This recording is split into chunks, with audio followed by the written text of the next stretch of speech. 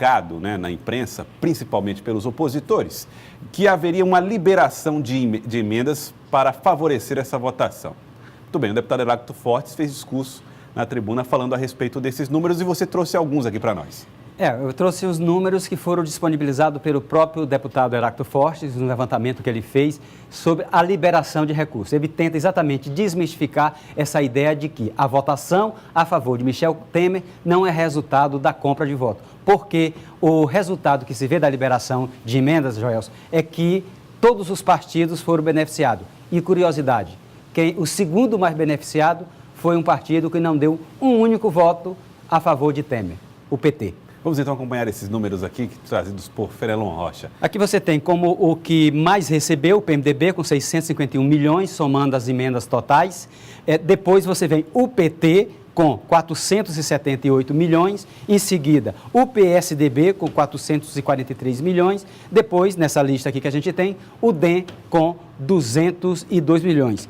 Então, você vê que a ideia do deputado Heráclito Fortes, quando fez a divulgação, é desmistificar essa ideia de que a votação está diretamente vinculada à liberação de emendas. Não, independente de como votaram os partidos... Vamos ver aqui, o PSDB teve 22 votos a favor de Michel Temer e 4 ausências que queiram não beneficiaram a Michel Temer. E teve 443 milhões em emendas liberadas. E 20 contrários, né? 20 contrários. O PT, todos os seus mais de 50 deputados, contrários, e 478 milhões liberados. Ou seja, nenhum voto a favor de Michel Temer, 478 milhões liberados. 21 votos a favor de Michel Temer, 443 milhões liberados. Essa foi a intenção do deputado de desmistificar essa acusação que se fazia ao presidente. Então vamos conversar com o deputado federal Heráclito Fortes, já está aqui conosco, conversa com a gente a partir de agora aqui no Jornal do Piauí. Seja bem-vindo, deputado. Muito obrigado aqui. O deputado já presenteando aqui com a caneta. Muito obrigado, deputado. Obrigado. Sai uma caneta aqui do deputado Heráclito Fortes. E, aliás, está escrito aqui, olha a mensagem que tem aqui. Essa mensagem eu já tinha visto numa xícara. Aqui, roubada do gabinete do deputado Heráclito Fortes. Pelo menos o espectador é testemunho que nós não roubamos. Não roubamos. É exceção da regra, né? É exceção da regra, mas tem aqui, roubada do gabinete do deputado Heráclito Fortes. Deputado, antes de mais nada, gostaria de agradecer a sua presença e dizer o seguinte. Esses números comprovam, na sua opinião, que não houve utilização desse expediente, liberação de emendas de bancada, para favorecer a votação a Michel Temer? Antes de responder, eu quero ter a oportunidade de dar parabéns a vocês de terem colocado o Délio lá em Brasília. Você não queira saber a repercussão positiva que está sendo promissora, o Délio fazendo entrevistas como essas que nós vimos agora. Semana passada, ele teve a oportunidade de, na minha casa, o ministro das Minas e Energia anunciar recursos para cá. Hoje a comunicação ela é rápida, ela é precisa e é na hora certa, ou então não tem razão de ser. E vocês estão dando um banho nesse portanto, meus parabéns. Olha, a divulgação teve 2 objetivos. O primeiro, mostrar que este é um governo transparente. Eu requisitei as informações ao Palácio, em meia hora eles me mandaram.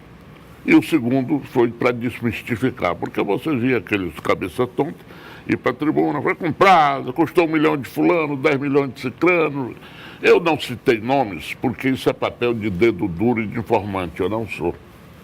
Eu fiz os partidos, de um modo geral, guardei os nomes, embora já foi divulgado, eu estou apenas repetindo, quem mais recebeu recursos, 10 milhões e quase 11, foi a senadora Gleisi Hoffmann. Segundo, a deputada Alice Portugal, da Bahia, ferrenhas opositora do governo. É para esses caras acabarem com essa mania de estarem falando à toa e enganando a população. A população do Brasil hoje está se tornando mal informada pelo desvirtuamento dos fatos. Está levando a população a ficar revoltada com inverdades. Quando você se revolta, Fenelon, por um fato concreto, é bonito, é legítimo, é um dever. Mas quando por questões que não são reais, por exemplo, na questão trabalhista, se mascarou os fatos reais. A questão trabalhista, o que doeu neles? fim da colaboração obrigatória dos sindicatos. Imposto sindical. Não é isso, imposto sindical. Esses meninos estavam recebendo bilhões e nem sequer prestavam conta de nada. A reforma da Previdência, eu já coloquei meu gabinete à disposição das categorias que queiram discutir. Não aparece ninguém. Eu estou aberto, e disse desde o começo, disse inclusive aqui, nesse item eu não tenho um compromisso com o governo, eu tenho um compromisso com o país. E eu não farei nada para prejudicar um trabalhador.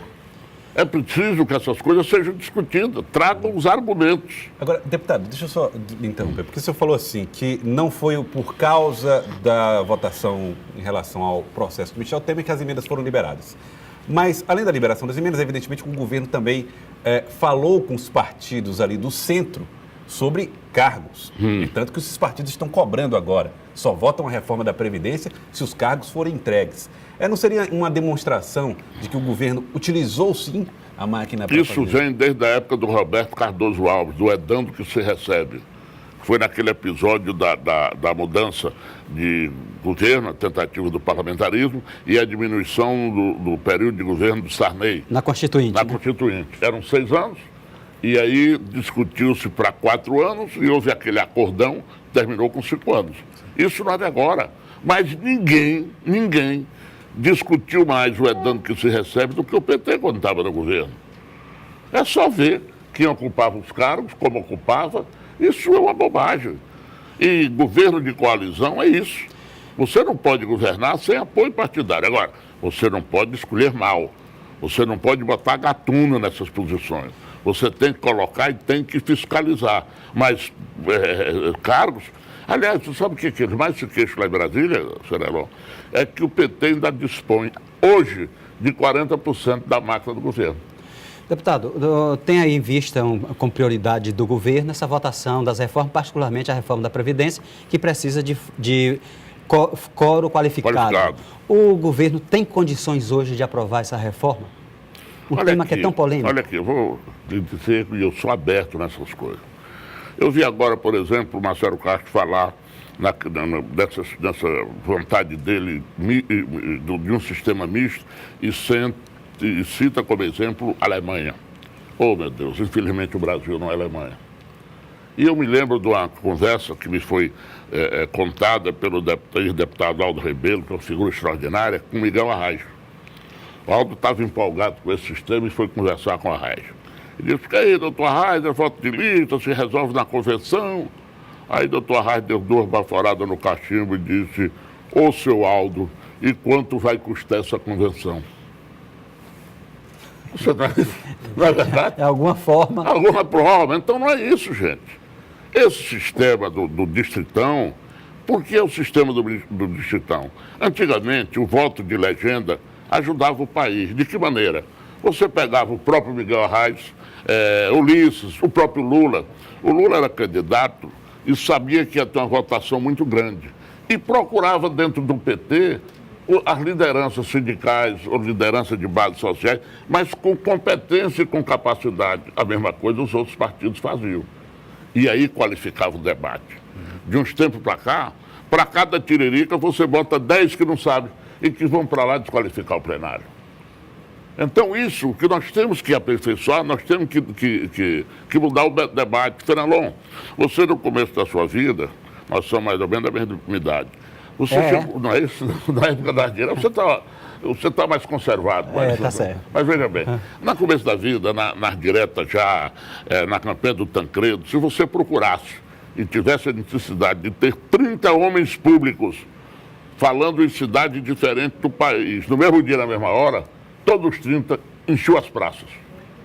Quer dizer, eles conseguiram aglutinar pessoas, chamar a atenção por qualidade do discurso. Não é verdade? Hoje você não tem mais isso. Eu me lembro, uma vez, eu trouxe aqui o Fernando Lira, que não tinha ainda sido ministro.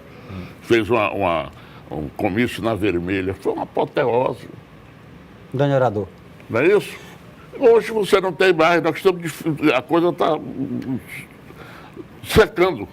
Deputado, voltando aqui à questão da Previdência, o senhor acha que passa ou não? É preciso ver. O Brasil tem que fazer uma opção. Ou nós vamos fazer uma reforma que não prejudique o povo, mas que também não prejudique o Brasil, anote o que eu estou dizendo, ou daqui a 2 anos o Brasil virou um velho Rio de Janeiro. Então nós temos que escolher o que nós queremos. Essa escolha passa pela negociação que flexibilize a proposta que está no Congresso? Acho, por isso é que eu estou te dizendo, ninguém está mais aberto para ouvir ideias que ajudem do que eu. O que é que o senhor acha mais polêmico que precisa ser efetivamente discutido nessa reforma que está lá? Você tem que ver o teto. A idade limite. A idade limite. Acho que talvez seja a questão mais fácil, mas você tem uma questão gravíssima. É a diferença, por exemplo, do tratamento que é dado ao funcionário comum e o funcionário de algumas classes, como, por exemplo, o judiciário. Agora mesmo está se falando em redução e houve uma discussão de aumento de 16% para o judiciário.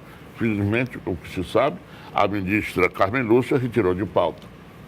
Mas essas coisas precisam de limites. Porque, veja bem, quem está gritando, infelizmente, é o que não é beneficiado com as modificações. Porque você tem 12% que come 70% de tudo que diz respeito à Previdência. Agora, deputado, Entendeu? o problema é o seguinte, com o governo não pode fazer testes, ele tem que levar a plenário sabendo que haverá ou não a aprovação, tentando a aprovação.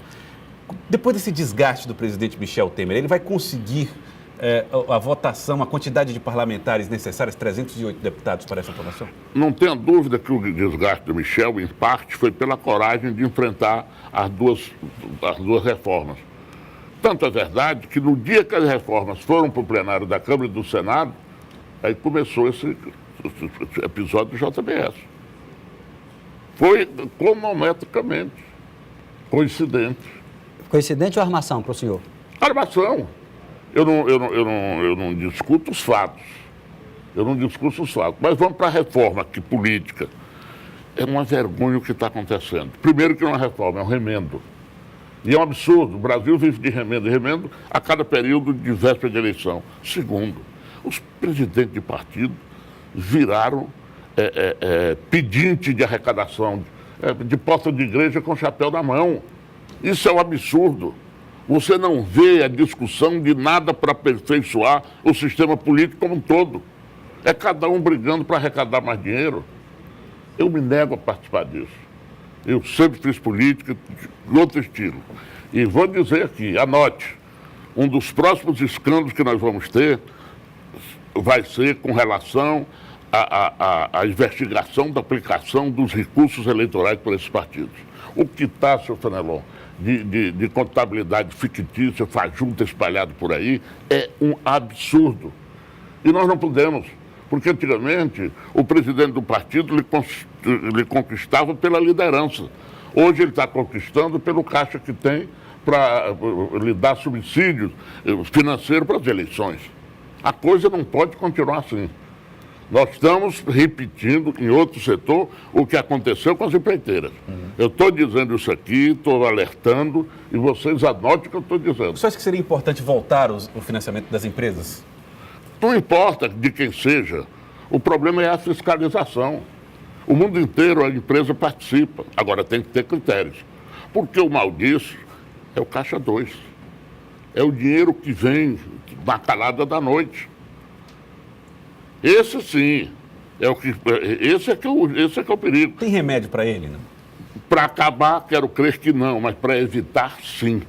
E é preciso que se encontre uma fiscalização mais dura. O Congresso não está fazendo a parte dele nesse sentido? Como era para fazer, não. Como deve fazer, não. Porque fica todo mundo preocupado de ter uma eleição financeiramente mais robusta. Você quer ver uma coisa? Vamos fazer com seriedade? Qual era o primeiro ponto? Critérios para acabar com o dinheiro que se dá por marqueteiro em toda eleição. A tal propaganda eleitoral... Mas ele é pago por Caixa 2, como é que você vai controlar? Descobrimos agora que sim. Mas mesmo do Caixa 1 é uma fortuna. A parte mais cara de uma campanha eleitoral é exatamente o horário gratuito de televisão. Não tem sentido. E o pior é que mascaram o candidato. O Lula elegeu um poste presidente da República, com um programa riquíssimo. A São Paulo, ele elegeu outro poste. Então isso é que precisa acabar. O candidato tem que meter a cara, olhando para você, ouvinte, para dizer o que ele quer, o que ele é e por que quer ser. Não. Fica ali, vem a vinheta, vem aquilo, paisagem bonita, aquela imagem, o candidato fica protegido. Quando você vai vê-lo na realidade, é uma desgraça. Não tem conteúdo. Se protege, não vai para o debate, o cidadão não tem o direito de lhe perguntar. Produto fictício. Produto fictício. Tá certo. Não é verdade? Então, isso é que me deixa triste. Por que não está se discutindo isso? Mas a eleição, rapaz, é uma realidade. O cara é obrigado, por exemplo, a ter 50% do seu horário com a sua presença, sabe como? Um fundo fixo e ele aqui olhando para você. Não é verdade? É isso que precisa, meu caro Fenelon.